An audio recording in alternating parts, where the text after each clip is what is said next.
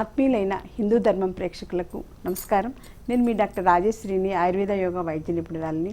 ఇవాళ కార్యక్రమంలో మనం శీతాకాలం వచ్చేస్తుంది. శీతాకాలంలో మన ముఖ సౌందర్యాన్ని, చర్మ సౌందర్యాన్ని ఎలా పెంచుకోవాలి, శీతాకాలంలో వచ్చేటువంటి సమస్యల్ని ఎలా అధిగమించాలి, శీతాకాలంలో వచ్చేటువంటి ఆరోగ్య సమస్యలకు ఎటువంటి జాగ్రత్తలు తీసుకోవాలనేది ఇవాళ కార్యక్రమంలో తెలుసుకుందాం. జనరల్గా శీతాకాలం అంటే మనకి డిసెంబర్ నుంచి శీతలగాలు ఎక్కువ అవుతాయి. డిసెంబర్, జనవరి ఎక్కువగా శీతల లక్షణాలను ఎక్కువగా చూస్తూ ఉంటాం. సో ఇలాంటి శీతాకాలంలో ఏంటంటే ముఖ్యంగా చర్మం పగిలిపోవడం అనేది ఎక్కువగా చూస్తూ ఉంటాం. చర్మం తెల్లగా బుడి చల్లినట్టుగా అయిపోవడం, పగిలిపోయినట్టుగా అయిపోవడం.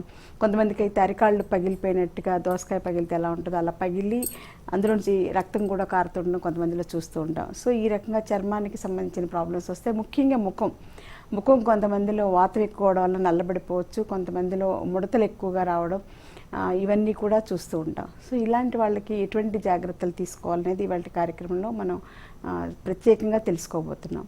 శీతాకాలం అనేది మనకి డిసెంబర్ నెల, జనవరి నెల రెండు చూస్తే ఆయుర్వేద ప్రకారంగా హేమంత ఋతువుగా తీసుకోవచ్చు మనం. సో మనకి కార్తీక మాసం వెళ్ళిపోయిన దగ్గర నుంచి హేమంత ఋతువు స్టార్ట్ అవుతుంది. సో ఈ హేమంత ఋతువు ఏంటంటే మనకి 6 ఋతువుల్లోని హేమంత ఋతువులో శరీరానికి బలం ఎక్కువగా కలుగుతుంది. న్యాచురల్గా ఆదానకాలం, విసర్గకాలం అని ఆయుర్వేదంలో విశిష్టంగా సీజన్స్ డివైడ్ చేయబడి అనమాట. అందులో చూసుకుంటే ఏంటంటే విసర్గకాలంలో మధ్యకాలం అయినటువంటి హేమంత ఋతువులో మనిషికి కానీ మన చుట్టూ వాతావరణం కానీ జంతువులు కానీ, ఎందుకంటే అన్నీ కూడా పంచమహాభూతాలతో ఉంటాయి కాబట్టి ఆయుర్వేదంలో మనిషి ఒక్కటే సపరేట్ కాదు. సో మనిషి కూడా ప్రకృతిలో, విశ్వంలో ఒక భాగం కాబట్టి విశ్వవ్యాప్తంగా హేమంత ఋతువులో బలం అనేది అందరికీ న్యాచురల్గా ఉంటుంది. దాంతోపాటుగా అగ్ని బలం కూడా ఎక్కువగా ఉంటుంది. సో శీతాకాలంలో ఏం తిన్నా కానీ చక్కగా అరిగిపోవడం, శరీరానికి ఉపయోగపడే శక్తిలాగా మారడం అనేది జరుగుతుంది.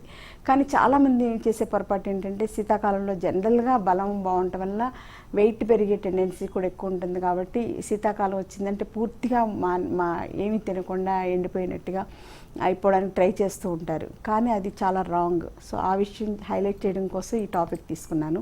సో శీతాకాలంలో అగ్ని బాగుండినప్పుడు మనం తీసుకున్నటువంటి ఆహారం అంతా కూడా చక్కగా పచనమై అది మనకి శరీరంలోకి ధాతువులకి శక్తి రూపంగా రసం కానీ, రక్తం కానీ, మాంసం కానీ, అస్థి, మజ్జ, శుక్రం ఇలాగ 7 సప్తధాతువులు కూడా చక్కగా సంపూర్ణంగా బలవత్తరంగా తయారవడానికి అవకాశం ఉంది.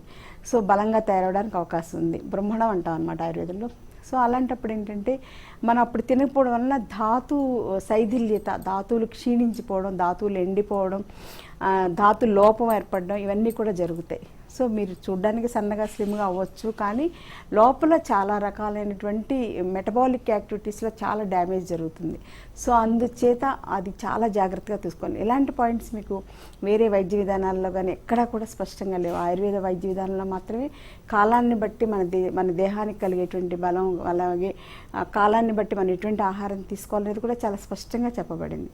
సో అందుచేత మీరు వెయిట్ పెరగకుండానే మంచి ధాతువులకు పుష్టి ఇచ్చేటువంటి ఆహారం తీసుకోవడం అనేది secret of our health in winter care అనమాట.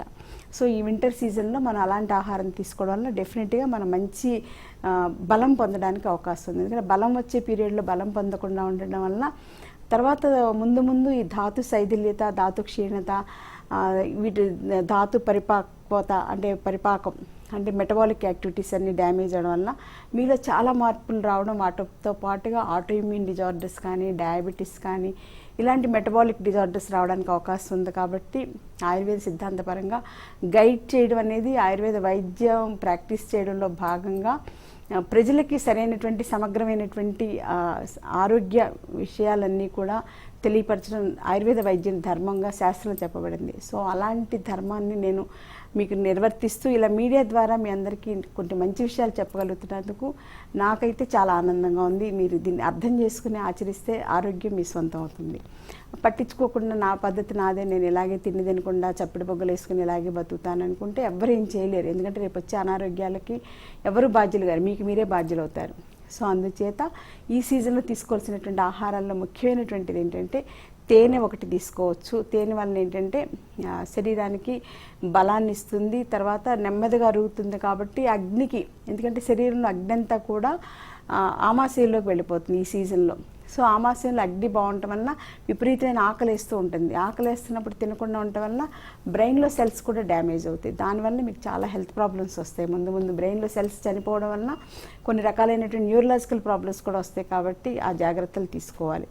తర్వాత ఇంకో సెకండ్ పాయింట్ ఏంటంటే, ఇలాంటి టైంలో మనం ఎలాంటి ఆహారం తీసుకోవాలనేది చాలా తెలివిగా చాలా ఇదిగా చేసుకోవాలి. సో ప్రోటీన్ ఎక్కువ ఉండేటువంటి ఆహారం తీసుకోండి. మళ్ళీ ఫ్యాట్స్ ఎక్కువ తీసుకుంటే వెయిట్ పెరిగిపోతారు. అందుచేత బాగా ఫైబర్ రిచ్ ఫుడ్, తర్వాత ప్రోటీన్ రిచ్ ఫుడ్ తీసుకోవడం వలన మీకు చక్కగా ఆకలికి తగ్గట్టుగా అరుగుదల కూడా ఇవి బ్యాలెన్స్ అవుతుంది. సో ప్రోటీన్ రిచ్ అంటే మనకి ఏంటంటే మనకి పప్పు ధాన్యాలు కానీ, తర్వాత కందిపప్పు, పెసరపప్పు, తర్వాత మినప్పప్పు, ఇవి తర్వాత శనగలు, రాజ్మా, ఈ బొబ్బర్లు, ఇలాంటివి ఎన్నో మనం ఉడకబెట్టుకుని తీసుకోవచ్చు. ముఖ్యంగా శనగలు బాగా ఎక్కువ తీసుకోవడం ఏంటంటే హార్మోనల్ ఇంబ్యాలెన్స్ని కరెక్ట్ చేస్తాయి. అందులో ఉన్నటువంటి ఫైటోకెమికల్స్ మన బాడీకి కావాల్సినటువంటి హార్మోన్స్ని కరెక్ట్గా రిలీజ్ చేయడానికి ఉపయోగపడుతుంది. ముఖ్యంగా అమ్మాయిలకి శనగలు తీసుకోవడం వల్ల వాళ్ళలో ఉండేటువంటి హార్మోనల్ ఇంబ్యాలెన్స్ని కరెక్ట్ చేసి వాళ్ళకి పీసీఓడి ప్రాబ్లమ్స్ రాకుండా, బ్లీడింగ్ ప్రాబ్లమ్స్ రాకుండా, ఇలాంటివన్నీ కూడా ఈ శనగలు ఎక్కువగా తీసుకోవడం వల్ల ఉపయోగం ఉంటుంది. సో మనకు తెలిసిందే పేరెంటాల్లో నానబెట్టిన శనగలు ఇవ్వడం అనేది అందరికీ తెలిసిందే. సో అలాగా మీరు నానబెట్టుకుని శనగలు పొద్దున్నే ఉడకబెట్టుకుని, మీకు ఎప్పుడు కొంచెం రిలాక్స్ టైం ఉంటే అప్పుడు, ఉద్యోగాలకు వెళ్ళే వాళ్ళకి పొద్దున్న ఆదరాబాదరా ఉంటారు కాబట్టి ఇలా శనగలు, బొబ్బర్లు ఇలాంటివి తినడానికి టైం ఉండదు. అప్పుడు ఏవో ఇడ్లీయో 2 ఇడ్లీయో ఏదో తినేసేసి వెళ్ళిపోండి. తర్వాత మధ్యాహ్నం టైంలో ఏదన్నా జాబ్ దగ్గరే కొంచెం ఖాళీ ఉంటే కనుక అవి బాక్స్లో పెట్టుకెళ్ళిపోయి అక్కడ నవ్వులుతూ మీ పని చేసుకోవడానికి వీలైతే చేసుకోవచ్చు. లేదంటే సాయంత్రం ఈవినింగ్ వచ్చాక ఇవన్నీ ఉడకబెట్టుకుని తినేసేసి ఇంక డిన్నర్ స్కిప్ చేసేలాగా ప్లాన్ చేసుకోండి. సో డిన్నర్ టైంలో మజ్జిగ కానీ, ఆవు పాలు దొరికితే ఆవు పాలు కానీ, అట్లా సింపుల్గా, లేకపోతే ఫ్రూట్స్ కానీ అలా తీసుకోండి. సో ఈ రకంగా ప్రతిరోజు ఒక టైప్ ఆఫ్ ప్రోటీన్స్ ఎక్కువగా తీసుకోవడం అనేది కంపల్సరీగా ఉండాలి. అది కూడా ఏంటంటే పప్పు ధాన్యాలు ఉండే ప్రోటీన్స్ చాలా మంచివి. సో అలాంటివి ట్రై చేయండి. సో పాత రోజుల్లో ఏంటంటే పిల్లలు స్కూల్ నుంచి వచ్చేసరికి కందులు ఉడకబెట్టి పెట్టడం, శనక్కాయలు ఉడకబెట్టి పెట్టడం, లేకపోతే వేరుశనగలు ఉడకబెట్టి పెట్టడం, ఇలాంటివన్నీ అమ్మమ్మలు, నానమ్మలు పిల్లలు 4ంటికి వస్తారు, ఆవరవరమంట వస్తారు, ఆకలితో వస్తారు, పాడి వస్తారు, అలసిపోయి ఉంటారని ఇవన్నీ ఉడకబెట్టేసేసి రెడీగా మట్టి కుండలో రెడీగా పెట్టేవాళ్ళు. పిల్లలు వచ్చి రావడంతో అటు తింటా అటు పరుగులు పెట్టుకుంటా అలా తినేసేవాళ్ళం. సో అవన్నీ తినబట్టే కొంచెం మనకి ఈ వయసు వచ్చినా కానీ మాత్రం ఇమ్యూనిటీతో ఉన్నాం. ఇప్పుడు పిల్లలు ఏంటంటే పనికిరానివి కుర్కిరేలని అవన్నీ ఇవన్నీ మార్కెట్లో దొరికేవన్నీ తింటున్నారు. సో అందులో ఏంటంటే ముఖ్యంగా వాళ్ళకి రకరకాల కెమికల్స్ కలుపుతారు, రకరకాల టేస్టింగ్ సాల్ట్స్ కలుపుతారు. ఒక్కసారి అవి తినడం అలవాటు పడితే పిల్లలు మామూలువి మీరు ఎంత టేస్టీగా ఉండి ఇంట్లో ఎంత బాగా చేసి పెట్టినా, లేకపోతే బయటవి ఇంకేవి పెట్టినా కూడా వాళ్ళకి నచ్చవు, అవే కావాలని గొడవ చేస్తుంటారు. సో అవన్నీ మానిపించండి. పిల్లలకి పాత రోజుల్లో లాగా ఈ శనగలు ఇవన్నీ ఈ సీజన్లో అలవాటు చేయండి. ఎందుకంటే వాళ్ళకి ఆకలి బాగుంటుంది కాబట్టి తప్పనిసరిగా తింటారు. అదొకటి చూసుకోండి. తర్వాత తేనె ఒకటి వాడుకోండి. తర్వాత నూనెల్లో నువ్వుల నూనె వాడుకోవడం అనేది ఈ శీతాకాలంలో చాలా ఇంపార్టెంట్. సో ఈ రకంగా చేసుకోవడం వల్ల మీలో అపెటైట్కి తగ్గట్టుగా మంచి ఆహారం, హెవీ ఫుడ్స్ తీసుకోవడం వల్ల మీకు బాగుంటుంది. అలాగే ఫైబర్ ఎలా మేనేజ్ చేసుకోవాలంటే ఫైబర్కి ముఖ్యమైనటువంటి పరిష్కారం ముడిబియ్యం. సో ముడి బియ్యంలో ఉండేంత ఫైబర్ ఇంకా మిగిలిన వాటిలో ఉండదు.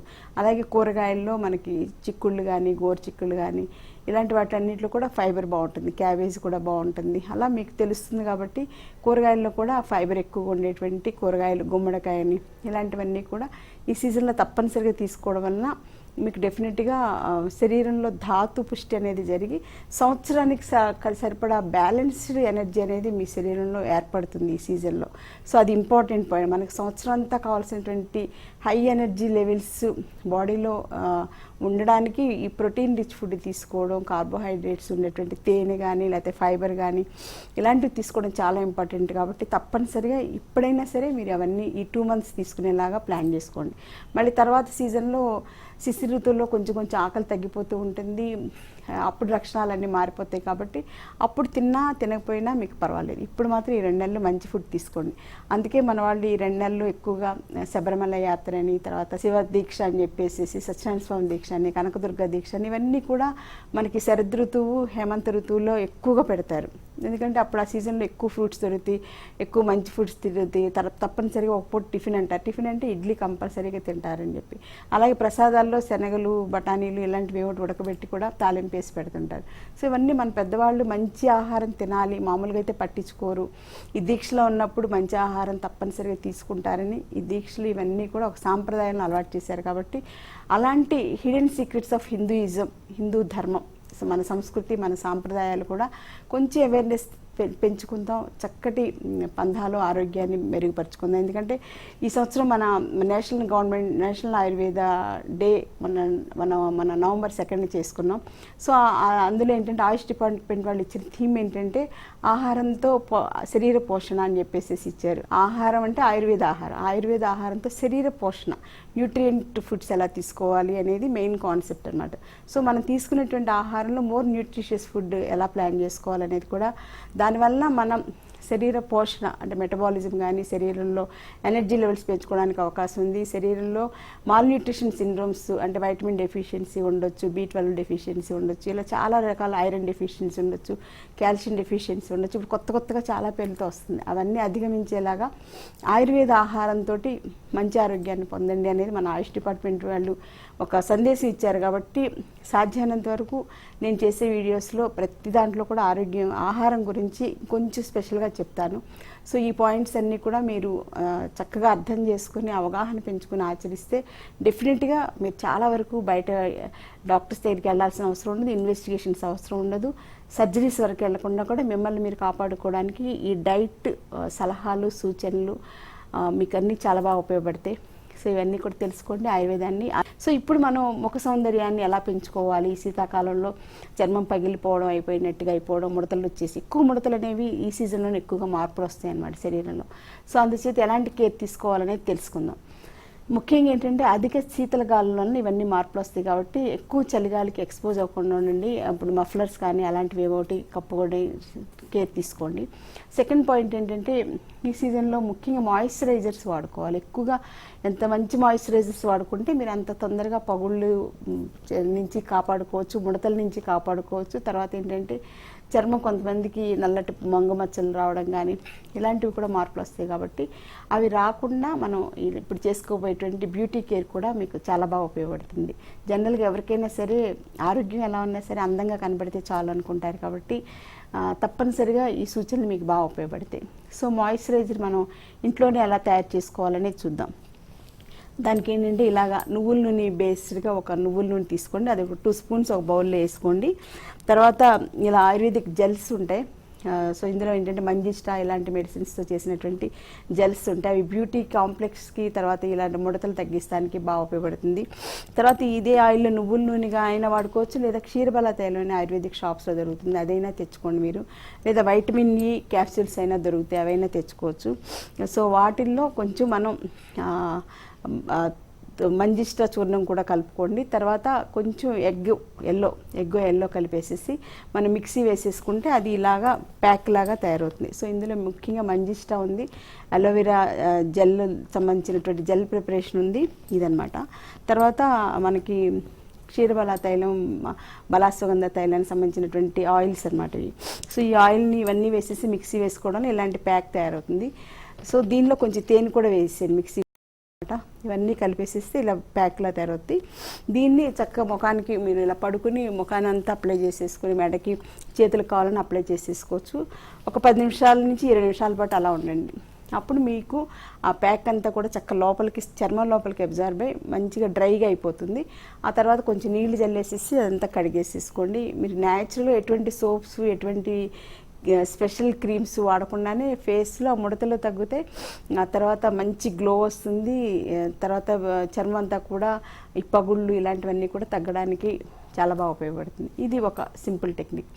సెకండ్ పాయింట్ ఏంటంటే బాదం ఆయిల్ అనేది మనకి బాదం నూనె అంటాం కదా, అది కూడా చాలా మంచిది. సో ఈ బాదం నూనెలో ఏంటంటే వైటమిన్ E బాగుంటుంది. తర్వాత అందులో ప్రోటీన్స్ బాగుంటాయి. తర్వాత అందులో ఫ్యాటీ యాసిడ్స్ అన్నీ కూడా బాగుంటాయి. యాంటీ ఆక్సిడెంట్స్ అన్నీ కూడా బాదం ఆయిల్లో పుష్కలంగా ఉంటాయి. కాబట్టి బాదం ఆయిల్ ఒక 2-3 డ్రాప్స్ తీసుకోండి. బాదం ఆయిల్ తీసుకుని బాదం ఆయిల్ తీసుకోండి. తర్వాత అందులో కొంచెం పసుపు పచ్చ ఎల్లో కలర్ది ఎల్లో ఉంటుంది కదా, అది వేసేసి రెండు కలిపి మిక్స్ చేసేయండి. కొంచెం తేనె కూడా వేయండి. అన్నీ కలిపేసేసి ప్యాక్ లాగా తయారు చేసుకుంటే ఆ ప్యాక్ని ఫేస్ అంతా కూడా అప్లై చేసుకోండి. సో ఎగ్ వైట్, తర్వాత బాదం నూనె, కొంచెం తేనె, ఈ 3 అంతే ఇంగ్రీడియంట్స్, ఎక్కువ కూడా అక్కర్లేదు. So egg white, egg yellow, తర్వాత బాదం నూనె కొంచెం ఒక 3 to 5 డ్రాప్స్ వేసుకున్నా సరిపోతుంది. ఫేస్కి ఒకటే కాబట్టి, మొత్తం స్కిన్ అంతా కావాలంటే కొంచెం ఎక్కువ 1 స్పూన్ వేసుకోండి. తర్వాత బాదం నూనె కొంచెం ఎక్స్పెన్సివ్, అది కూడా చూసుకోండి. సో అందులో కొంచెం తేనె కలిపేసేసి మిక్సీ వేసేస్తే మొత్తం నురుగులాగా ఫ్రాదీగా చక్కగా క్రీమ్ లాగా తయారవుతుంది. దాన్ని ఫేస్కి అంతా అప్లై చేసేసుకొని మీ పనులు మీరు చేసేసుకోండి. ఒక 20 మినిట్స్ తర్వాత కొంచెం బియ్య పిండితో కానీ శనగపిండితో కానీ రుద్దేసుకొని స్నానం చేసేసేయండి. సో ఇది కూడా మీకు చాలా అద్భుతంగా పనిచేస్తుంది. నెక్స్ట్ ఇంకొక సింపుల్ మెథడ్ ఏంటంటే అలోవెరా జెల్, అందరికీ తెలిసిందే. సో అలోవెరా కొమ్మని తీసుకుని పైన ఉండేటువంటిది అంతా కట్ చేసేసి లోపల వైట్గా క్రిస్టల్ క్లీన్గా ఉండేటువంటి జెల్ మనకి దొరుకుతుంది. ఆ జెల్ని తీసుకుని స్పూన్ తోటి ఇలా లాగేసేసి మిక్సీలో వేసుకోండి. దానిలో కొంచెం బియ్యపిండి, ఇలా మనకు బియ్యపిండి ఇంట్లో ఉంటుంది కదా, సో బియ్యపిండి వేసుకోండి. తర్వాత అరటిపండు, ఈ అరటిపండును కూడా వేసేసి మిక్సీ పట్టండి. అందులో ఇంట్లో ఉంటే కనుక కొంచెం పుదీనా ఆకులు కూడా వేసుకోండి, లేదా తులసి ఆకులైనా ఓకే. తులసిలో అయితే వాలటైల్ ఆయిల్స్ బాగుంటాయి. తర్వాత చర్మానికి మంచి షైనింగ్ రావడానికి తులసి బాగా పనిచేస్తుంది. సో తులసి అందరి ఇళ్లలో ఉండేది కాబట్టి ఒక 10 తులసాకులు, ఒక అరటిపండు, తర్వాత కొంచెం బియ్యపిండి, కొంచెం ఇది ఎలోవెరా జెల్ అనమాట. సో ఇవన్నీ కూడా వేసి కొంచెం తేనె కూడా వేసేసి మిక్సీ పట్టుకుంటే మనకి ఇలాగా ప్యాక్ లాగా తయారవుతుంది అనమాట. సో దీన్ని మీరు ఫేస్కి అప్లై చేసుకోండి. సో ఈ రకంగా అప్లై చేసుకుని ఒక 20 మినిట్స్ తర్వాత ఇదంతా కూడా దీనిలో ఉండేటువంటి మెడిసినల్ వాల్యూ అంతా కూడా ఫేస్ అబ్జర్వ్ చేసుకుంటుంది. సో అప్పుడు మీరు ఫేస్ వాష్ చేసేసుకుని కొంచెం శనగపిండితో కానీ బియ్యపిండితో కానీ రుద్దేసుకుంటే ఫేస్ ఫ్రెష్గా అయిపోతుంది. ముఖ్యంగా ఏంటంటే ఇలాంటి ఆయుర్వేదిక్ ఫేస్ క్రీమ్స్ కానీ ప్యాక్స్ కానీ వాడాక సాధ్యమైనంత వరకు కెమికల్స్తో చేసినటువంటి సోప్స్ కానీ అలాంటివి ఏమి వాడొద్దు. బాడీ వాష్ అని, ఫేస్ వాష్ అని, ఇవన్నీ రకరకాల కెమికల్స్ సింథటిక్వి దొరుకుతున్నాయి కదా, వాటిల్లో ఉండేటువంటి సింథటిక్ మెటీరియల్స్ వలన ఒక్కొక్కసారి రియాక్షన్ రావచ్చు. అందుచేత నా సాధ్యమైనంత వరకు అసలు బియ్య పిండి అవన్నీ ప్యాక్లో వేస్తే అసలు ఏమి వేయక్కర్లేదు, దాంతో క్లీన్ చేసుకుంటేనే మీకు అంతా కూడా జిడ్డంతా కూడా పోతుంది. ఒకవేళ ఏదన్నా అనిపిస్తే కొంచెం శనగపిండి కానీ బియ్య పిండి కానీ చేతిలో వేసుకుని కొంచెం కలిపేసుకుని దాన్ని అప్లై చేసుకుని రుద్దేసుకోండి, చర్మం కానీ ఫేస్ కానీ. అప్పుడు మీకు ఆటోమేటిక్గా చర్మం పైన ఉండేటువంటి ఆయిల్ కన్సిస్టెన్సీ అంతా కూడా పోయి ఫేస్ చాలా ఫ్రెష్గా ఉంటుంది. ముడతలు కూడా మీకు ఇమీడియట్గా మార్పు రావడం అనేది చూస్తారు. సో ఈ రకంగా మీరు శీతాకాలంలో మీ చర్మానికి తర్వాత ముఖానికి సంబంధించిన కేర్ మీరు హోమ్ కేర్గా తీసుకోవచ్చు. దానివల్ల డెఫినెట్గా ప్రతిరోజు చేసుకోండి. ఒకవేళ రోజు కుదరలేదనుకుంటే తలస్నానం చేసే ముందు ఒక 10 నిమిషాలు స్పెషల్గా కేటాయించుకుని దీనికి కొంత టైం తీసుకుని చేసుకుని అప్పుడు తలస్నానం చేయండి. అప్పుడు చాలా వారమంతా కూడా ఫ్రెష్నెస్ ఫీలింగ్ అనేది మీకు ఉంటుంది. ఇంకా ఇవన్నీ కూడా మేము చేసుకోవడానికి అవ్వదు అనుకుంటే కనుక చక్క ఆయుర్వేదిక్ పంచకర్మ సెంటర్స్లో మీకు ఆయుర్వేదిక్ ఫేషియల్స్ చాలా ఉంటాయి. అంటే ముఖ్యంగా రింకిల్స్ ఫ్రీ ఫేషియల్స్ చాలా ఉంటాయి అన్నమాట. దానికి స్పెషల్గా క్రీమ్స్ ఉంటాయి, స్పెషల్గా ప్యాక్స్ ఉంటాయి. తర్వాత యాంటీ ఏజింగ్గా కూడా యాక్ట్ చేస్తాయి. చాలా మందిలో చూస్తుంటాను ఒక 60 ఏళ్ళు మొహాలు వచ్చేటువంటి ముడతలు అవన్నీ కూడా 40 ఏళ్లలోనే చాలా మందిలో చూస్తున్నాం. సో 40 ఏళ్ళకే చర్మం అంతా ముడతలు పడిపోయి ఎక్కడెక్కడ ఇలాగ సాగిపోయి వేలాడి పడిపోయినట్టుగా అయిపోవడం, ఈ కండరాలన్నీ లూజ్గా అయిపోయి ఇలాగా మజిల్స్లో స్ట్రెంత్ లేక వేలాడిపోతున్నట్టుగా ఉండడం, నవ్వకుండానే అన్ని ముడతలు వచ్చేసినట్టుగా ఇలా పక్కలకు ఉండడం, నవ్వితే ఇంకా స్కార్స్ ఎక్కువగా, లాఫింగ్ స్కార్స్ ఇంకా దూరంగా ఏర్పడటం, ఇవన్నీ కూడా చూస్తున్నాం. అలాగే మెడ మీద కూడా బాగా స్కార్స్ ఏర్పడటం, మెడంతా ముడతలు ఏర్పడటం, అలాగే చర్మం అంతా పగిలిపోయి ముడతలు వచ్చేసి, ఇవన్నీ కూడా 60 ఇయర్స్లో తర్వాత వచ్చేటువంటి మార్పులు 40 ఇయర్స్లోనే చాలా మందిలో ఇప్పుడు చూస్తున్నాం. సో ముఖ్యమైనటువంటి కారణం ఏంటంటే వెయిట్ సడన్గా పెరగడం, సడన్గా తగ్గడం, వీటి వలన మన లోపల ఎలాగో కండరాల్లో అంతా గజిబిజి ఉంటుంది. దాని ఎఫెక్ట్ వలన చర్మం కూడా మెయిన్గా ఎఫెక్ట్ అవుతుంది అన్నమాట. సో వెయిట్ తగ్గడం అనేది ఒక సిస్టమేటిక్గా సంవత్సరానికి ఇంత ఒక 5 కేజీలు అనేది టార్గెట్గా పెట్టుకుని తగ్గాలి. ఒక్కసారి 10 కేజీలు తగ్గిపోతాను, ఒక్కసారి 12 కేజీలు తగ్గిపోతాను, లేదా ఒక్కసారి 20 కేజీలు తగ్గిపోవాలి, నా టార్గెట్ 4 నెలల్లో 20 కేజీలు తగ్గాలి, అలా పెట్టుకోవద్దు. వెయిట్ అనేది గెయిన్ అవడం ఎలా గెయిన్ అయినా, పెరగడం ఎలా పెరిగినా, తగ్గేటప్పుడు మాత్రం చాలా జాగ్రత్తగా తగ్గాలి, లేకపోతే చర్మం చాలా ఎఫెక్ట్ అవుతుంది. అంటే మనకు కనబడేది చర్మం కాబట్టి. అలాగే శరీరం లోపల కూడా మీరు ఇంత సడన్గా వెయిట్ తగ్గడం వల్ల మీలో మెటబాలిజంలో కానీ ధాతువుల్లో కానీ చాలా రకాల చేంజెస్ వస్తాయి. దానివల్ల మీకు ఎలాంటి హెల్త్ ప్రాబ్లమ్స్ వస్తాయి అనేది కూడా మనం ఊహించలేమన్నమాట. అందుచేత వెయిట్ మేనేజ్మెంట్ అనేది చాలా చక్కగా మంచి డాక్టర్స్ కేర్లోనే తీసుకోండి. ఎక్కడ పడితే అక్కడ కమర్షియల్గా చాలా వెయిట్ కేర్స్ అని, తర్వాత హెయిర్ కేర్ అని, స్కిన్ కేర్ అని అన్ని సింథటిక్ మెథడ్స్లో చేసేవి. వాళ్ళకి ఏంటంటే పేషెంట్ అదే వచ్చినటువంటి కస్టమర్ హెల్త్ గురించి వాళ్ళు ఆలోచించరు, ఓన్లీ రిజల్ట్ ఇవ్వడం ఒకటే ఆలోచిస్తారు. దానివల్ల మీరు చాలా నష్టపోతారు. ఎందుకంటే హెల్త్ పరంగా చాలా ప్రాబ్లమ్స్ వస్తాయి సడన్గా వెయిట్ తగ్గడం వల్ల. నా దగ్గర చాలామంది పేషెంట్స్ని చూస్తుంటాను. వాళ్ళు ఏంటంటే స్పాంజ్ని ఇలా పిండితే ఎలా ఉంటుందో అలా క్రష్ అయిపోయి ఎలా ఉంటారు, ఒక్కసారి కొంచెం గాలి తగిలేసరికి స్పాంజ్ ఎలా అయిపోతే ఎలా ఉంటుందో అలాగా మళ్ళీ రీబౌండ్ వెయిట్ అనమాట. మళ్ళీ 10 కేజీలు తగ్గితే 20 కేజీలు బరువు పెరిగిపోవడం ఇవన్నీ కూడా చూస్తుంటాం. సో అందుచేత వెయిట్ మేనేజ్మెంట్ అనేది ఒకరోజు సంబంధించింది కాదు, జీవితం మొత్తం కూడా ఆ సాధన సెల్ఫ్ డిసిప్లిన్ అనేది ఉంటే కానీ సాధ్యం కాదు. ఎవరో చేస్తారులే, వాళ్ళకి ఒక 50,000 కడితేనే, 1,00,000 రూపాయలు కడితేనే అయిపోద్ది కదా అనుకుంటే అది కరెక్ట్ కాదు. ముందు మీలోనే పట్టుదల రావాలి. సో అప్పుడే మీకు అందం ఆరోగ్యం రెండు మీ సొంతమయ్యేలాగా ఉపయోగపడుతుంది. లేకపోతే అందం ఒకటే మిగులుతుంది, ఆరోగ్యం అనేది పూర్తిగా లాస్ అవుతారు. అందం కూడా రేపటి రోజున ఇలాగ ముడతల్లాగా రావడం, ఇదన్నీ అండర్ సర్కిల్స్ ఏర్పడడం అసలు చాలా భయంకరంగా అయిపోతారు. అంటే 1 ఇయర్ బ్యాక్ ఫోటోకి 1 ఇయర్లో వెయిట్ మేనేజ్మెంట్ మీకు నచ్చినట్టు మీరు చేయించుకున్నాక చాలా చేంజెస్ వచ్చేస్తాయి అన్నమాట. అందుకని అలాంటి ముడతలు అవి కూడా తగ్గించుకోవడానికి కూడా ఆయుర్వేదంలో మంచి ఆయుర్వేద ఫేషియల్స్ చేసేటువంటి ఈ సెంటర్స్ ఉంటాయి. సో అందులో ఏంటంటే ముఖ్యంగా రింకిల్స్ ఫ్రీగా ఉండేటువంటి క్రీమ్స్ వాడతాం, రింకిల్స్ ఫ్రీగా ఉండేటువంటి ప్యాక్స్ వేస్తాం. ఇంటర్నల్గా కూడా వాళ్ళకి స్కిన్ టోనింగ్ పెరిగేలాగా సెపరేట్ మంచి మంచి మెడిసిన్స్ ఉంటాయి, అవన్నీ కూడా ఉపయోగిస్తాం. తర్వాత వాళ్ళకి యాంటీ ఏజింగ్ ట్రీట్మెంట్ కూడా కొంతమందిలో అవసరం అవుతుంది. సో యాంటీ ఏజింగ్ ట్రీట్మెంట్, రసాయన చికిత్స, ఆజీకరణ చికిత్స ఇవన్నీ చేయడం వల్ల వాళ్ళల్లో మళ్ళీ ధాతుపుష్టి బాగా జరగడం వల్ల మళ్ళీ చక్కగా బ్యూటీ పెరుగుతుంది, అందం పెరుగుతుంది, అందంతో పాటు ఆరోగ్యం కూడా వాళ్ళ సొంతం అవుతుంది. సో ఇలాగ ఏంటంటే ఆయుర్వేదంలో మన ఋతువులను బట్టి మనం తీసుకోవాల్సినటువంటి జాగ్రత్తలు, ఋతువుల్లో మనం తీసుకోవాల్సినటువంటి ఆహారం, ఋతువుల్లో మనం చేయవలసినటువంటి వ్యాయామం ఇవన్నీ కూడా చాలా చక్కగా చెప్పబడింది.